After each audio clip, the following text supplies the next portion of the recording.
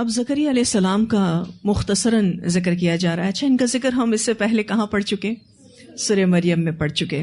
وزکریا، اور زکریا، اذ نادا، جب اس نے پکارا تھا، ربہ، اپنے رب کو، ربی، اے میرے رب، لا تذرنی، نہ تو چھوڑ مجھ کو، فردن، اکیلا، وانت خیر الوارثین، اور تو سب سے بہترین وارث ہے.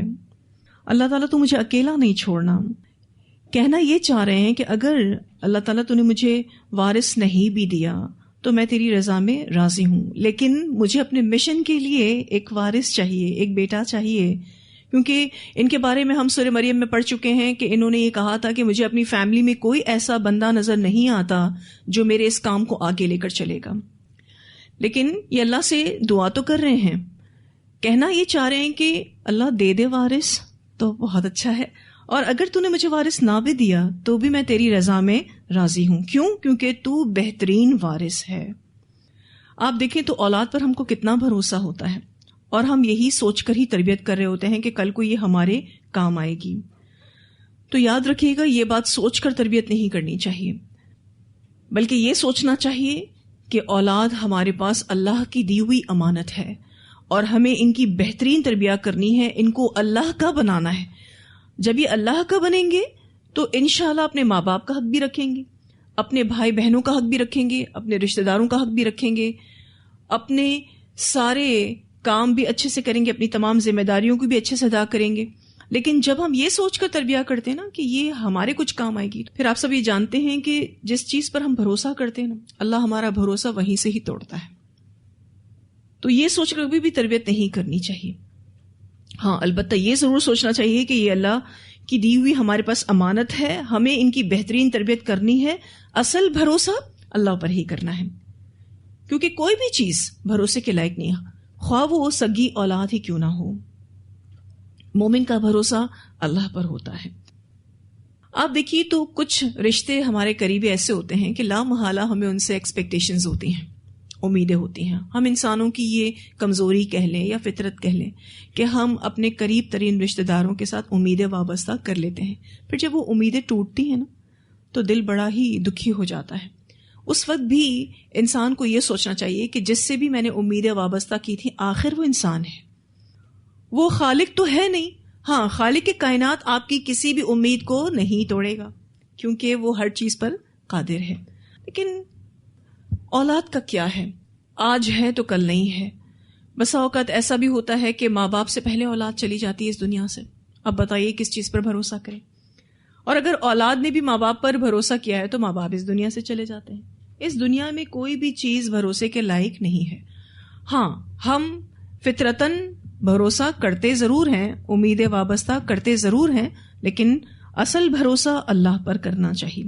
اور آپ دیکھیے تو حضرت زکریا علیہ السلام نے یہ اولاد جو مانگی ہے یا جو وارث مانگا ہے، وہ مانگا بھی تو اپنے مشن کے لیے تھا. آپ مجھے بتائیے کتنے ایسے والدین ہیں کہ جو اولاد اس کام کے لیے مانگتے ہو کہ اللہ تو مجھے اولاد دے تاکہ میں تیرے دین کا کام کر سکوں، میں اپنی اولاد کو تیرے راستے میں لگا سکوں. بہت کم ہی لوگ ہوتے ہیں. کیونکہ اولاد کا ہونا یہ ایک بہت بہترین سبب ہے. جیسے ہمارے لیے ماں باپ اسباب ہیں، جیسے ہمارے لیے دیگر رشتہ دار اسباب ہیں، بھائی بہن اسباب ہیں، دوست اسباب ہیں، اسی طرح سے اولاد سب سے بہترین سبب ہے. اس پر ہمیں شکر ادا کرنا چاہیے، ٹھیک ہے. لیکن خالص توحید یہ ہے کہ یہ ساری چیزیں امانتیں ہیں اور ان سے پلٹ کر سلے کی امید کبھی بھی نہیں رکھنی چاہیے. اگر اولاد کام نہ بھی آئے تو شکوے شکایات میں زندگی نہیں گزارنی چاہیے. تو ہم سب نے اس اعتبار سے اپنی تربیت کرنی ہے کہ مجھے سب سے زیادہ بھروسہ اللہ پر ہونا چاہیے، ٹھیک ہے. اگر میں نے اللہ پر بھروسہ نہ کیا تو جس چیز پر بھی میں نے بھروسہ کیا ہے اللہ پھر اسی سے ہی ہمارے بھروسے کو توڑے گا. اللہ ہمیں اس چیز سے بچائے.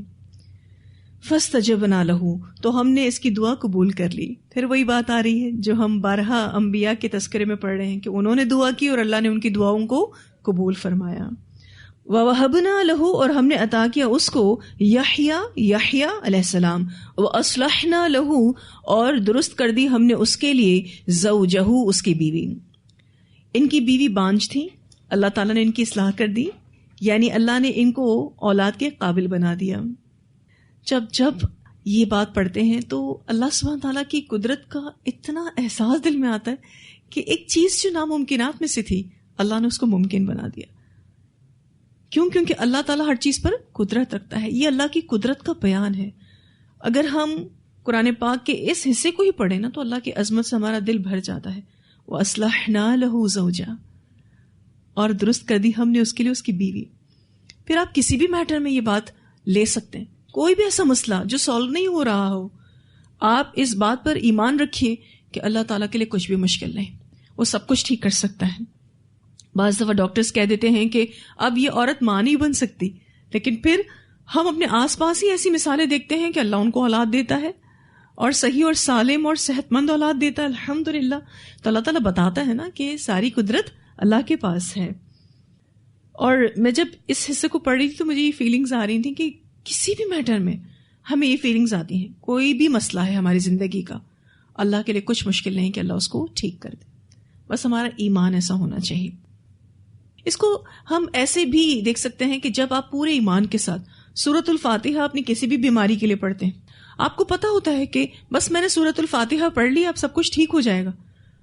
واقعی ٹھیک ہو جاتا ہے الحمدللہ. بس میرے اور آپ کے ایمان کا لیول جتنا ہوگا اتنا فائدہ پہنچے گا. ایکچولی ہمارے ایمان ناقص ہیں, ہمیں اتنا بھروسہ ہوتا ہی نہیں ہے. ہم سوچتے ہیں اچھا ایک ہی بار سورۃ الفاتحہ پڑھیے پتہ نہیں ٹھیک بھی ہوگا یا نہیں.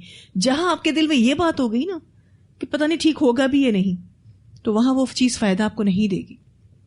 آپ کو اور مجھے اللہ پر کامل بھروسہ ہونا چاہیے کہ بس اللہ نے کہہ دیا ہے کہ اس سے ٹھیک ہو جاتا ہے تو ٹھیک ہو جائے.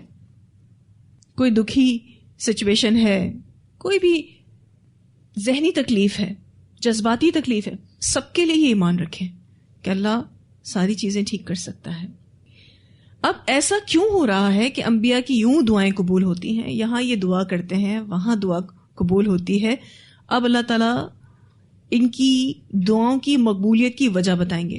انہم, یقیناً وہ یعنی انبیاء جن کا ذکر اس صورت میں ہوا ہے, کانو تھے وہ, یسارعون جلدی کرتے, فی الخیرات نیکیوں میں, یعنی اللہ کے اطاعت کے کاموں میں یہ آگے آگے تھے. وَيَدْعُونَنَا, اور وہ پکارتے تھے ہم کو, رغباً رغبت سے, ورہبا اور خوف سے. جہاں وہ نیکیوں میں آگے بڑھتے تھے وہاں وہ بہت زیادہ امید اور خوف کے ساتھ اللہ کو پکارتے تھے. رغباً مراد امید کے ساتھ, اور ورہبا خوف کے ساتھ. وَكَانُوا لَنَا خَاشِعِينَ, اور تھے وہ ہمارے لیے خشوع کرنے والے. یہ 3 خوبیاں بتائی گئی ہیں جس سے پتہ چلتا ہے کہ اللہ تعالیٰ ان کی دعاؤں کو اسی وجہ سے قبول کرتا تھا. اچھا بات تو انبیاء کی ہو رہی ہے, سکھانا کن کو مقصود ہے؟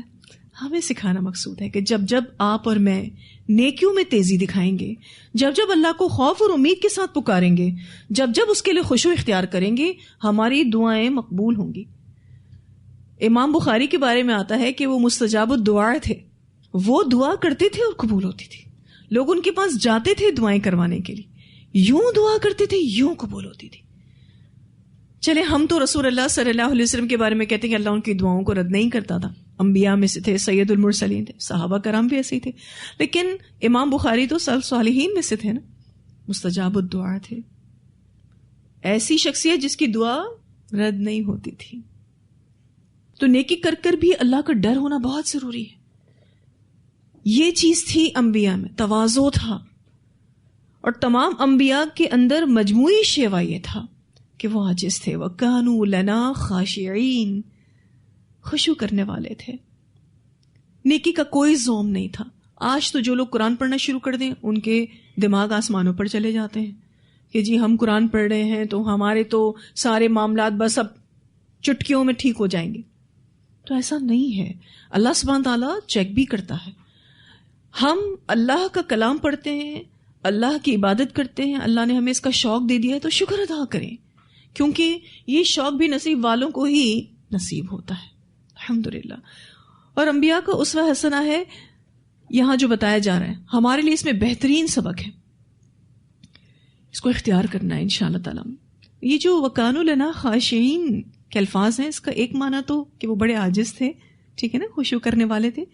ایک معنی یہ بھی کرتے مفسرین کہ جو کچھ بھی اللہ نے نازل کیا اس کی تصدیق کرتے تھے، یعنی ان کا دل بہت گہرائی سے مانتا تھا کہ سب کچھ اللہ نے اتارا ہے. اور ایک معنی مفسرین یہ بھی کرتے ہیں کہ وہ سچے مومن تھے. ٹھیک ہے. اور اوور آل معنی تو عاجزی کرنے والے کا ہے ہی کہ یہ سارے عاجزی کرنے والے تھے. یہاں انبیاء کا تذکرہ ختم ہو رہا ہے، لیکن ایک اور مثال جو کہ عورت کی ہے لیکن وہ نشانی بنی دنیا والوں کے لیے. انبیاء میں سے نہیں تھی کیونکہ اللہ سبحانہ تعالیٰ نے انبیاء مردوں میں سے بھیجے، لیکن ایک خاص الخاص خاتون جن کا ذکر قرآن پاک میں آیا اور ان کے نام کی صورت بھی ہے سورہ مریم، اب ان کا ذکر آ رہا ہے. اللہ تعالیٰ فرماتے ہیں واللتی، اور وہ عورت جس نے احصنت حفاظت کی، مراد مریم بنت عمران ہے، فرجہا اپنی شرمگاہ کی. فرج کہتے ہیں شغاف کو، لیکن اس سے مراد شرمگاہ ہے. فنفخنا، تو پھونک دیا ہم نے، فیہا اس میں، من روحنا اپنی روح سے، وجعلناہا اور بنایا ہم نے اس کو یعنی مریم کو، وابنہا اور اس کے بیٹے کو یعنی عیسیٰ کو، آیتن ایک نشانی، للعالمین سب جہان والوں کے لیے. اللہ سبحانہ تعالیٰ نے ان دونوں کو یعنی ماں بیٹے کو نشانی بنا دیا جہان والوں کے لیے. سب سے بڑی اور اہم نشانی یہ ہے کہ اللہ جو چاہے پیدا کر سکتا ہے، اللہ کے لیے کچھ مشکل نہیں ہے. پھر یہ کہ مریم نشانی کیسے تھیں، یہ بات ہم سورہ آل عمران میں بھی پڑھ چکے ہیں، اور پیچھے ہم نے سورہ مریم میں بھی پڑھا کہ ان کے پاس اللہ تعالیٰ کی طرف سے خاص رزق آتا تھا، اور بغیر شوہر کے اولاد اللہ تعالیٰ نے ان کو عطا کی تھی. پھر یہ کہ عیسیٰ علیہ السلام نشانی کیسے تھے، بغیر باپ کے پیدا ہوئے. پھر یہ کہ آسمان کی طرف زندہ اٹھائے گئے اور قیامت سے پہلے آئیں گے. اور بھی بہت ساری باتیں آپ اس میں شامل کر سکتے ہیں، لیکن یہاں آپ کو بتانا یہ مقصود ہے کہ جو خاص الخاص نشانی ہے وہ یہ کہ اللہ تعالیٰ جو چاہے پیدا کرے، اللہ کے لیے کچھ مشکل نہیں. وَهُوَ عَلَىٰ كُلِّ شَيْءٍ قَدِيرٌ. اب آپ دیکھیے کہ یہ نبیوں میں سے تو نہیں تھی، لیکن ان کا ذکر تذکرہ کن کے ساتھ آ رہا ہے، انبیاء کے ساتھ آ رہا ہے. کتنی پاکیزہ خاتون ہوں گی. اللہ تعالیٰ نے ان کے بارے میں سورہ آل عمران میں فرمایا کہ ہم نے تجھے چن لیا ہے اے مریم، تو ہماری بہت خاص بندی ہے، اب تو اللہ تعالیٰ کی خوب خوب عبادت کر. تو اس سے کیا پتہ چلتا ہے جو خواص ہوتے ہیں یعنی جو اللہ کے خاص بندے ہوتے ہیں ان کی عبادتیں بھی بڑی خاص ہوتی ہیں. جہاں وہ فرائض کی زندگی جیتے ہیں وہاں وہ فرائض سے اٹھ کر نوافل کی زندگی بھی جیتے ہیں. نفلوں میں بہت آگے ہوتے ہیں، جیسے کہ تہجد ہے، اشراق ہے، چاشت ہے، اس کے علاوہ نفل روزے ہیں. اللہ کے خاص بندوں کی خاص عبادتیں ہوتی ہیں. کہنے کا مقصد یہ ہے کہ زیادہ عبادتیں ہوتی ہیں. وہ باتیں کم کرتے ہیں اور ذکر زیادہ کرتے ہیں، اور اپنی خوشی کے ٹائم پر بھی ذکر و اذکار زیادہ کرتے ہیں. اسی طرح سے دکھ میں بھی اللہ کا ذکر زیادہ کرتے ہیں. دیکھیں دکھ میں تو اللہ تعالیٰ خوب رچ کے یاد آتا ہی ہے. انسان فطرت پر پلٹتا ہے نا. جب کوئی ڈیفیکلٹ سچویشن ہماری زندگی میں آتی ہے تو ہم فطرت پر پلٹتے ہیں، اسی لیے ہمیں اللہ خوب رچ کے یاد آتا ہے. لیکن خوشی کے موقع پر اللہ کو زیادہ سے زیادہ یاد کرنا، سجدہ شکر کرنا، اور اللہ کے بندوں کو اپنی خوشی میں شیئر کرنا بہت ضروری ہے. اب آپ دیکھیے کہ یہ جو مریم تھیں بہت اسپیشل تھی. اللہ سبحانہ تعالیٰ نے ان کو نشانی بنا دیا. قرآن پاک میں ان کا تذکرہ الحمدللہ. اور ویسے بھی آپ دیکھیے کہ قرآن پاک وہ کتاب ہے جس میں عورتوں کو جتنی عزت اور مقام دیا گیا ہے وہ دنیا کا آپ کوئی بھی ایتھک اٹھا لیں، کوئی بھی اخلاق اٹھا لیں، ایسی ورتھ عورتوں کو کہیں نہیں کی گئی. ایک بہت مشہور شخصیت ہیں اور ان کا فہم و فراست دنیاوی اعتبار سے بڑا مانا جاتا ہے. اس نے کہا کہ اگر تو مجھے یہ پتہ نہ ہوتا کہ یہ کتاب محمد صلی اللہ علیہ وسلم پر نازل ہوئی ہے تو میں یہ ضرور کہتا کہ یہ کسی عورت نے لکھی ہے، کیونکہ عورتوں کی فیور میں اتنی باتیں ہیں قرآن پاک میں. جو عزت اور مقام اللہ تعالیٰ عورتوں کو قرآن پاک میں دیتا ہے، جو شریعت میں اللہ تعالیٰ نے عورتوں کو مقام دیا ہے، ایسا کہیں پر بھی نہیں ہے. چاہے دنیا بڑی سے بڑی اخلاق پر مبنی بات کر لے، ڈیبیٹ کر لے، ایسی بات کہیں نہیں ملے گی آپ کو.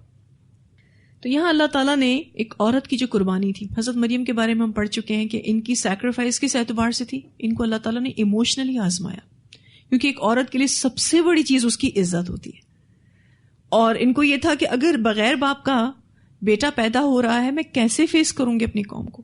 آپ ان کی جگہ رہ کر تھوڑی دیر کے لیے سوچیں تو صحیح، حضرت مریم کی جگہ رہ کر سوچیں کیسے فیس کیا ہوگا انہوں نے ان تمام مشکل سچویشنز کو.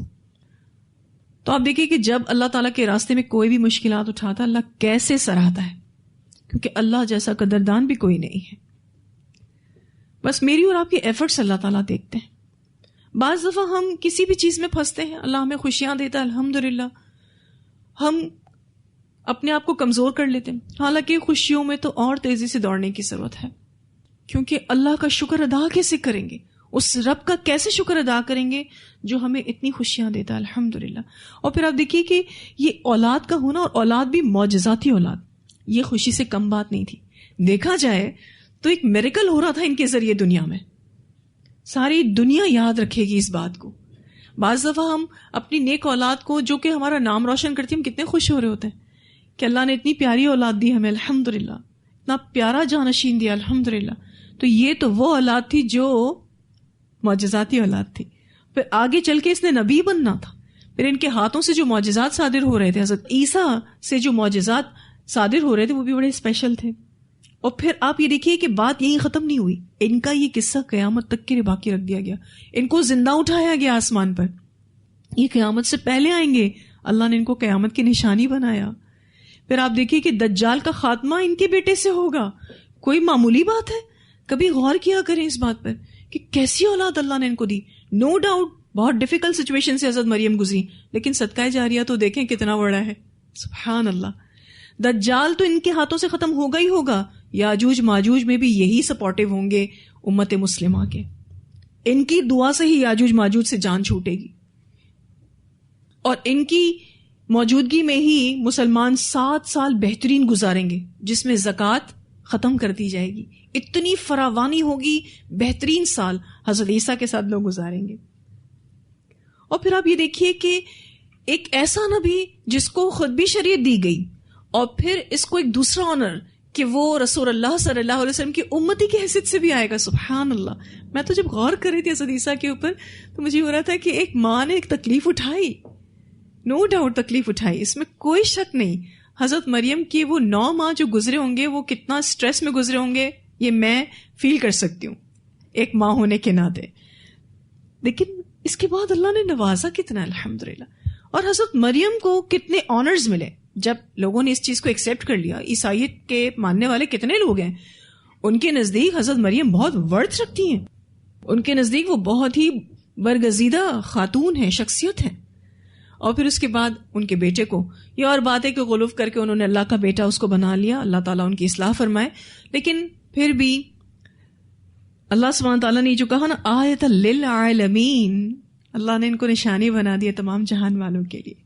آج آپ دیکھیے کہ قرآن پاک میں ہم ان کا ذکر پڑھیں اور قیامت تک ان کا ذکر پڑھا جائے گا.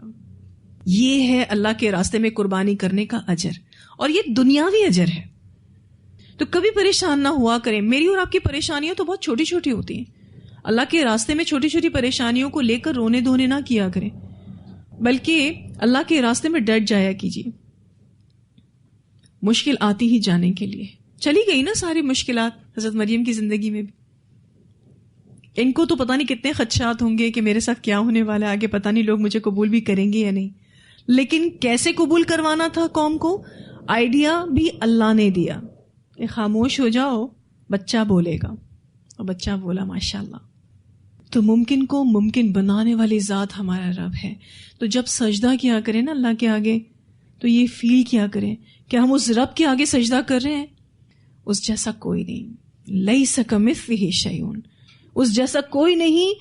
وہو علی کل شیء قدیر، ہر چیز پہ قدرت رکھتا ہے.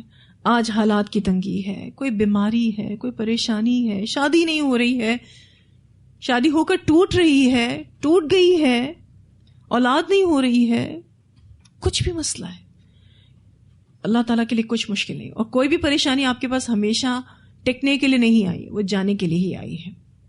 لیکن اگر میں نے اور آپ نے اللہ کے لیے صبر کر لیا تو اللہ پھر آپ کو بھی مستجاب الدعا بنائے گا. آپ دعا کریں گے اور قبول ہوگی. کبھی آپ نے ایسا فیل کیا کہ آپ اللہ کے راستے میں چلتے ہوئے کچھ دعا کرتے ہیں اور آپ کی دعا قبول ہو جاتی ہے؟ آپ کو ایسا لگتا ہے آپ کے سارے ارمان ایگزیکٹلی سیم پورے ہو رہے ہیں، جیسے اسکرپٹ آپ نے اپنے دماغ میں بنایا وہ اسکرپٹ ایز اٹ از پورا ہو رہا ہے. سبحان اللہ. یہ ہے اللہ تعالیٰ. میں جب غور کر رہی تھی نا آیتوں پر تو مجھے ایسا لگ رہا تھا کہ میں اور آپ جتنا شکر ادا کریں کم ہے اپنے رب کا. یہ انبیاء شکر گزاری کی بہترین مثال. حضرت ایوب کو آپ دیکھیے نا، کتنے سال اللہ نے ان کو آزمایا بیماری میں، لیکن انہوں نے ناشکری کا ایک جملہ نہیں بولا. کیا ان کا شکر تھا، کیا ان کا صبر تھا. آج اگر اللہ تعالیٰ کسی کو 6 مہینے بیماری میں آزما لے نا، آپ دیکھیں اس کے کیا حال ہوتے ہیں. مایوسی اس کو گھیر لیتی ہے. اللہ تو چیک کرتا ہے نا. اور پھر آپ دیکھیے کہ تکلیف بھی ہمارے لیے رحمت ہے جب ہم اس میں اللہ کے قریب ہو جائیں. اللہ تعالیٰ کے قریب ہونے کا ہی ٹاسک دیا گیا ہے نا ہمیں اس دنیا میں. اور کیا ٹاسک ہے آپ کے پاس اور میرے پاس؟ ہم اللہ کے قریب ہو جائیں، بس یہی ٹاسک ہے نا ہمارا. عبادتوں کے ذریعے، جو بھی اس نے حکم دیے اس کی فرمانبرداری کے ذریعے، نافرمانی نہ کرنے کے ذریعے. یہ ٹاسک پورا ہو جاتا ہے جب تکلیف میں آپ اللہ کے قریب ہو جاتے ہیں. الحمدللہ. ہاں البتہ تکلیف میں اگر کوئی ناشکرا ہو جائے، علماء تو کہتے ہیں کہ یہ تکلیف پھر اس کے لیے عذاب کی صورت ہے. پھر وہ آزمائش کم عذاب زیادہ ہے. کیونکہ جب عذاب آتا ہے نا تو انسان ناشکرا ہوتا ہے. تکلیف بھی 2 صورتیں اختیار کر سکتی ہے. ایک تو آزمائش، ایمان والوں کے لیے آزمائش، ان کا ایمان بڑھ جاتا ہے. لیکن جو نہ ماننے والے ہوتے ہیں، نافرمان ہوتے ہیں، تکلیف ان کو ناشکرا کر دیتی ہے، وہ روتے دھوتے ہی رہتے ہیں. پھر اللہ سبحانہ تعالیٰ فرماتے ہیں ان ہذہ، یقیناً یہ، امتکم، امت ہے تمہاری، امتوں واحدہ، ایک ہی امت. اشارہ امت انبیاء کی طرف ہے. اب ان سب کو ایک ہی امت کیوں کہا جا رہا ہے؟ کیونکہ ان سب کا دین ایک ہی تھا. کہنے کا مقصد یہ ہے کہ دین کے اعتبار سے تمام انبیاء ایک ہی ہیں، اور وہ توحید تھی. یعنی جو تمام انبیاء کو خلاصہ دین دیا گیا وہ کیا ہے؟ توحید. شریعتیں فرق رہیں لیکن دین ہمیشہ سے ایک ہی ہے، یعنی توحید. کیونکہ امت کا معنی ہم پہلے بھی پڑھ چکے ہیں. اس میں معنی یہ آتا ہے کہ لوگوں کا ایسا گروہ جس کو ایک چیز نے باہم جوڑ رکھا ہو، یا تو دین نے، ٹھیک ہے، اور اگر ہم مذہب بھی کہیں، کیونکہ جو لوگوں کا بنایا ہوا طریقہ ہوتا ہے اس کو مذہب کہتے ہیں، یا تو پھر مذہب کی وجہ سے، یا پھر زبان کے اعتبار سے، ملک اور علاقے کے اعتبار سے. جب ایک ہی چیز نے بہت سارے لوگوں کو جوڑ رکھا ہو تو اس کو امت کہا جاتا ہے. جیسے کہ پاکستان میں رہنے کی وجہ سے ہم پاکستانی ہیں سارے، لیکن دنیا بھر کے مسلمان امت مسلمہ ہیں، کیونکہ ہمیں ہمارے دین نے جوڑ کے رکھا ہے. اب یہاں پر انبیاء کی امت کو ایک ہی امت کہا جا رہا ہے کیونکہ یہ توحید کی وجہ سے ایک ہی ہے. وَأَنَا رَبُّكُمْ، اور میں تمہارا رب ہوں، فَاعْبُدُونِي، بس عبادت کرو میری. میں تمہارا رب ہوں، تمہارا کام اس دنیا میں آ کر میری عبادت کرنا ہے. توحید کی پہچان، توحید کی علامت اللہ کی عبادت، صرف اور صرف اللہ کی عبادت. اچھا اس چیز کی کتنی دعا کرتے ہیں کہ یا اللہ تو مجھے توحید پر رکھ، توحید پر ہی موت دینا، اور میری نسلوں کو توحید پر رکھ، میری نسلوں کو بھی توحید پر ہی موت دینا. اللہ ہمیں شرک سے بچائے، کیونکہ شرک وہ گناہ ہے جو معاف ہوگا ہی نہیں، کسی صورت معاف نہیں ہوگا. اپنے بچوں کو بھی یہ بتایا کریں کہ شرک وہ گناہ ہے جو معاف نہیں ہوگا. باقی سارے گناہ معاف کر سکتا ہے اللہ تعالیٰ جو چاہے، لیکن شرک جیسی غلطی معاف نہیں ہوگی. اور شرک تو ایسا گناہ ہے کہ آسمان اس شرک کی وجہ سے پھٹ جائے، زمین اس شرک کی وجہ سے شک ہو جائے. اتنا بھاری ہے زمین اور آسمان پر شرک. اسی لیے صرف اور صرف توحید پر اللہ ہمیں رکھے اور اللہ ہمیں اختلاف کرنے سے بچائے. اللہ تعالیٰ فرماتے ہیں وَتَقَطَّعُوا، اور انہوں نے ٹکڑے ٹکڑے کر ڈالا، أَمْرَهُمْ بَيْنَهُمْ، اپنے معاملے کو آپس میں. یہاں مراد یہود و نصارہ ہیں کہ جو فرقوں میں بٹ گئے. کل، سارے کے سارے، الینا راجعون، ہماری طرف لوٹنے والے ہیں. سارے فرقے کے لوگوں کو ہماری طرف ہی لوٹ کر آنا ہے. جائیں گے کہاں؟ اللہ سے بچ کر کہاں جائیں گے؟ اب یہ جو چیز ہے نا، یہ دیکھا جائے تو اختلاف کرنے والوں کی ایک طرح سے سزا بتائی جا رہی. بظاہر یہاں پر نہ تو جہنم کی بات ہو رہی ہے، نہ کسی سزا کی بات ہو رہی ہے، صرف اور صرف اتنا کہہ دیا گیا کلن الینا راجعون، آؤ گے تو میرے پاس ہی نا، کہاں جاؤ گے؟ یہ بھی وعید کا ایک انداز ہے، ڈانٹ کا ایک انداز ہے. فَمَن يَعْمَلْ مِنَ الصَّالِحَاتِ، تو جو کوئی عمل کرے گا نیکیوں میں سے، وَهُوَ مُؤْمِنٌ، حالانکہ وہ مومن بھی ہو. ٹھیک ہے، نیک اعمال کے ساتھ شرط کیا ہے؟ ایمان. حالانکہ کفار بھی نیک اعمال کرتے ہیں لیکن ان کے پاس یہ جو کنڈیشن ہے نا ایمان کی، یہ پوری نہیں ہو رہی، اسی لیے ان کا نیک عمل ایکسیپٹ نہیں ہوتا. اللہ تعالیٰ فرماتے ہیں جو کوئی ایمان کی حالت میں نیک اعمال کرے گا فلا کفران لسعیہ، تو نہیں انکار کیا جائے گا اس کی کوشش کا. سبحان اللہ، الحمدللہ. اللہ سبحانہ تعالیٰ کا کتنا شکر ہے کہ اس نے یہ کہہ دیا کہ میں ان کی کوششوں کو ضرور سراہوں گا، ناقدری نہیں کی جائے گی ان کی کوششوں کی.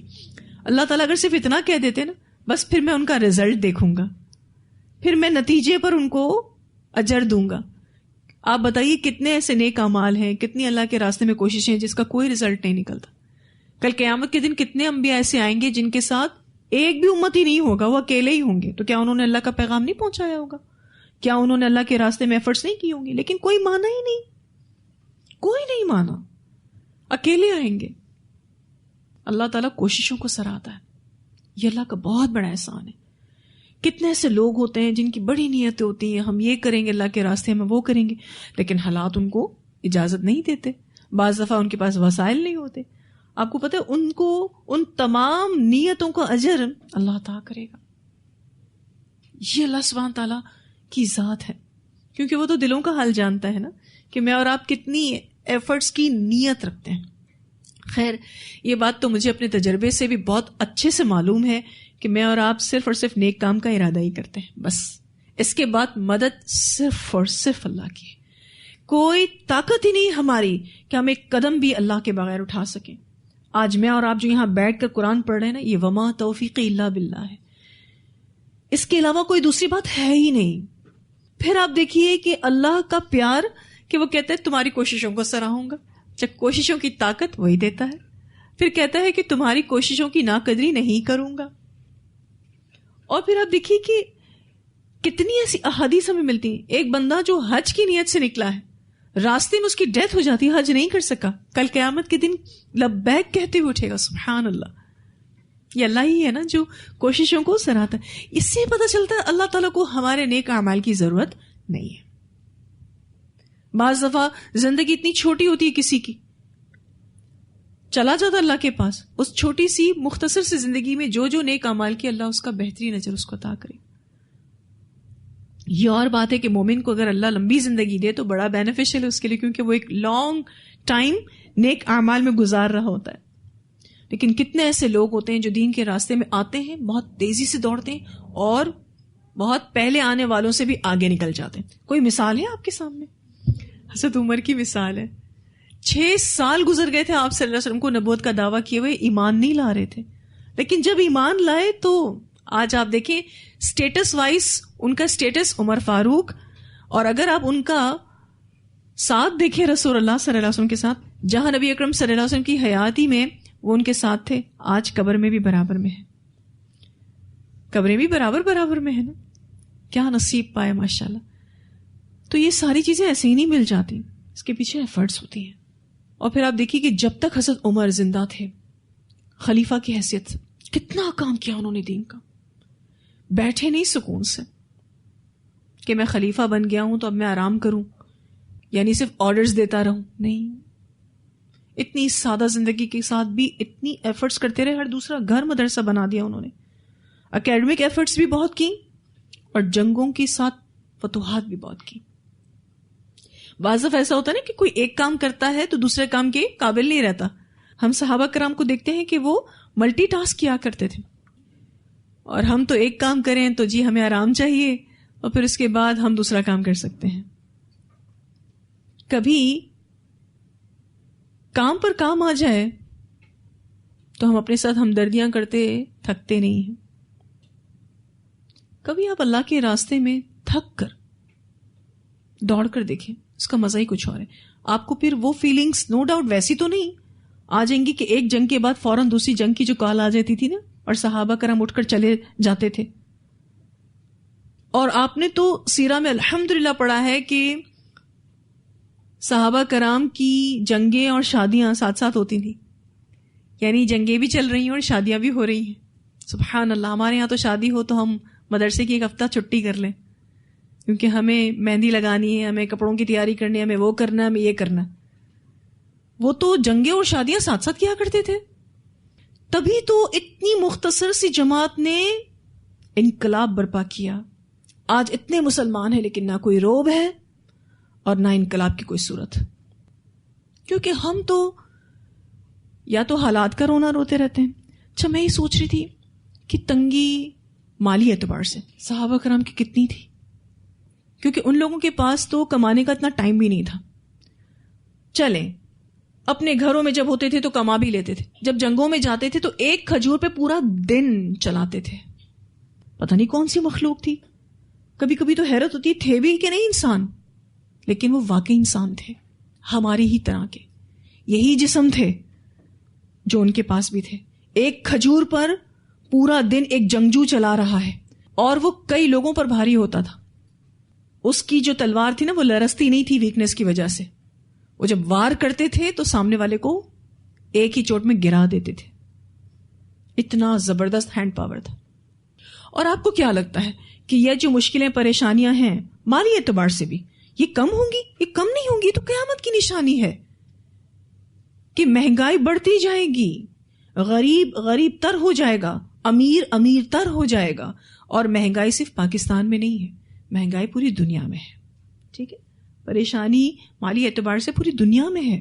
آپ کو ایسا لگتا ہے کیونکہ آپ یہاں رہتے ہیں، آپ کو ایسا لگتا ہے کہ یہاں یہ پریشانی نہیں، یہ پوری دنیا میں ہے.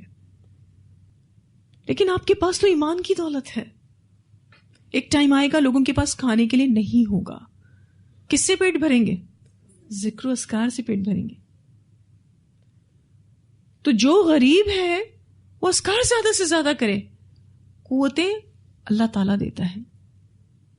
نبی اکرم صلی اللہ علیہ وسلم ایک قسم کا روزہ رکھتے تھے جس میں آپ صلی اللہ علیہ وسلم ایک دن کے بعد دوسرا دن، دوسرے دن کے بعد تیسرا دن، صوم وصال کہتے ہیں جس کو، ایک دن کے ساتھ دوسرا روزہ، دوسرے دن کے ساتھ تیسرا روزہ کنٹینیوسلی رکھتے تھے. کیسے؟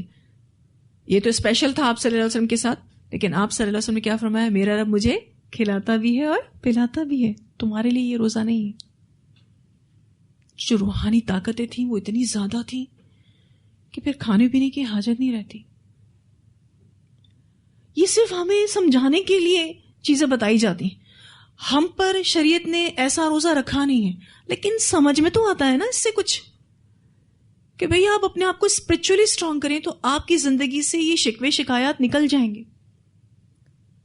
آپ صلی اللہ علیہ وسلم کو اللہ تعالیٰ نے آفر نہیں کی تھی کہ آپ چاہیں تو ہم مکہ کے 2 پہاڑ آپ کے لیے سونے کے بنا دیں، آپ کو محلات عطا کریں، آپ کے لیے باغات بنا دیں، آپ کے لیے نہریں جاری کر دیں. لیکن آپ صلی اللہ علیہ وسلم نے اپنے لیے کیا پسند فرمایا؟ مسکینی کی زندگی. ویسے بھی آپ کی زندگی میں جتنی دنیا کم ہے نا آپ سکون میں ہیں.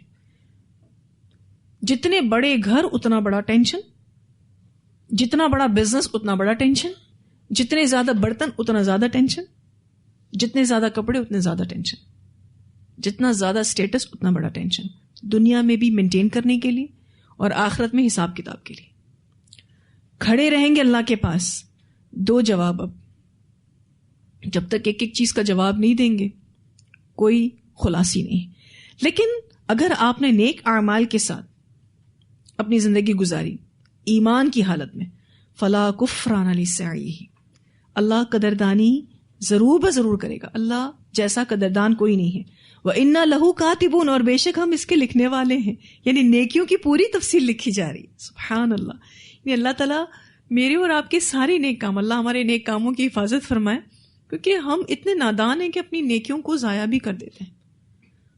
اللہ تو لکھ رہا ہے، ثابت کر رہا ہے اس کو.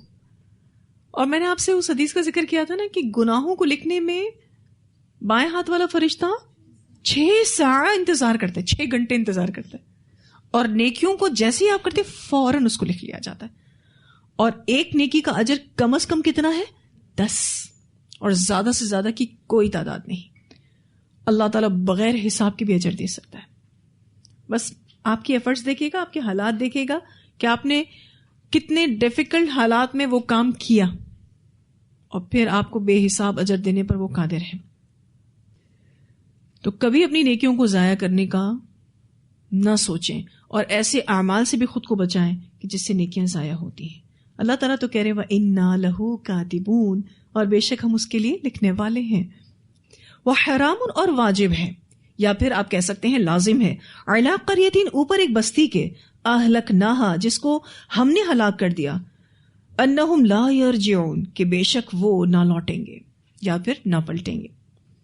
یہاں پر اللہ سبحانہ تعالیٰ نے ایک بات جو واضح کی اس آیت میں, جو اوور آل اگر ہم کہیں, باقی بہت سارے معنی آتے ہیں, ہم وہ دیکھیں گے ابھی, کہ جو اس دنیا سے چلا گیا نا وہ واپس نہیں آئے گا. سمپل بات جو اس آیت میں ہو رہی ہے نا وہ یہ ہے, ٹھیک ہے, انہم لا یرجعون, کہ بے شک وہ نہ پلٹیں گے. اس کا ایک معنی مفسرین یہ کرتے ہیں کہ اس کے لیے یہ ممکن نہیں کہ وہ ہمارے پاس لوٹ کر نہ آئیں, کہنا یہ مقصود ہے, بلکہ انہیں آنا ہی پڑے گا. ٹھیک ہے, جن کو بھی ہم نے ہلاک کر دیا ہے ان کے لیے ممکن نہیں ہے کہ وہ ہمارے پاس لوٹ کر نہ آئیں, بلکہ ان کو آنا ہی پڑے گا, کیونکہ وہ حرام سے آپ کو یہ معنی سمجھ آئے گا. دوسرا معنی مفسرین یہ کرتے ہیں کہ یہ دنیا میں واپس نہیں جا سکتے, کیونکہ جو بھی ہلاک ہونے والے ہیں وہ کیا چاہیں گے کہ ان کو دنیا میں واپس پلٹایا جائے. پڑھا ہے نا ہم نے قرآن پاک میں, لیکن وہ واپس دنیا میں نہیں جا سکتے. وہ جانا کیوں چاہیں گے؟ تاکہ اچھے اعمال کر سکیں, نہیں جا سکیں گے. اللہ تعالیٰ فرماتے ہیں انہم لا یرجعون. ایک معنی اور بھی کیا جاتا ہے, وہ یہ کہ ہلاکت کے وقت توبہ نہیں کر سکیں گے, کیونکہ یرجعون کا معنی توبہ کرنا بھی ہوتا ہے. ہلاکت کے وقت توبہ نہیں کر سکیں گے. پھر ایک اور معنی بھی مفسرین کرتے ہیں, وہ یہ کہ اللہ تعالیٰ ہلاک انہی بستیوں کو کرتے ہیں جن کے متعلق اللہ کو یقین ہوتا ہے کہ وہ اپنے برے اعمال سے باز نہیں آئیں گے, یعنی اپنے برے اعمال سے پلٹیں گے نہیں. ٹھیک ہے جی, چاروں معنی واضح ہیں. پہلی بات کیا ہے کہ ان کے لیے ممکن نہیں کہ وہ ہمارے پاس لوٹ کر نہ آئیں, بلکہ انہیں آنا ہی پڑے گا. دوسرا معنی دنیا میں واپس نہیں جا سکتے, دنیا میں واپس جانا کیوں چاہیں گے؟ تاکہ اچھے اعمال کریں.